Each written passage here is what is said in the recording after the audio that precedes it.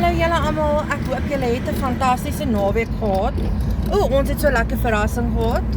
Vriende van ons van 'n ander dorp het kom kuier en toe het ons hulle 'n bietjie rondgewys hier in Bloemfontein. Ons het vir hulle oral 'n bietjie heen gevat. Ons het vir hulle ons gunsteling restaurant gaan wys. Ons het laat hulle dit bietjie experience en ja.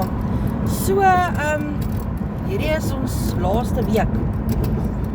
Ons laaste doel die mekaar natuurlike week. Ons skuif mos teen die einde van hierdie week oor na gastehuis toe. En ja, soos ek sê, ons laaste normale week.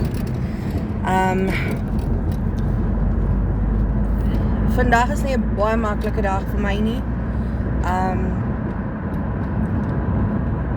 Ons woef kan nie saam nie. Dis 'n pity en sy is ja, julle weet mos.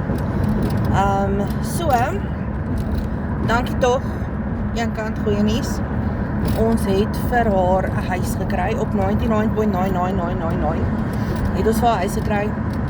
Die ou het laas week paar keer kom kuier, met haar gaan loop, met haar gespeel, sy laat toe dat hulle speel, leash aansit, koppie vry wat sy nooit toelaat nie, so sy kom daarom met hom oor die weg, en ja, so,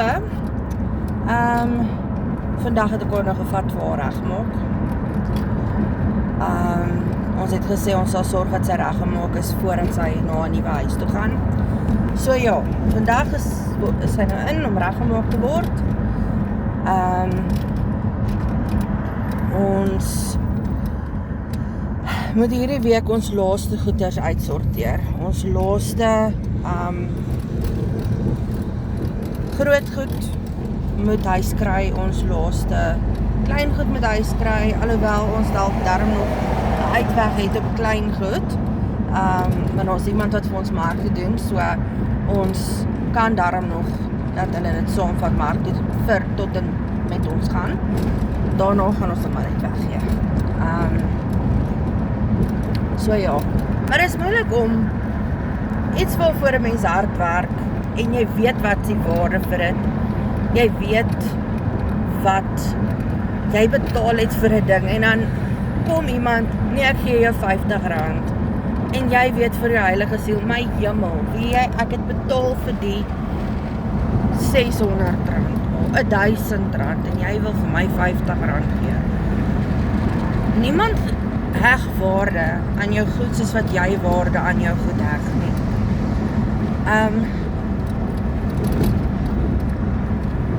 Die week gaan net so deur mekaar wees.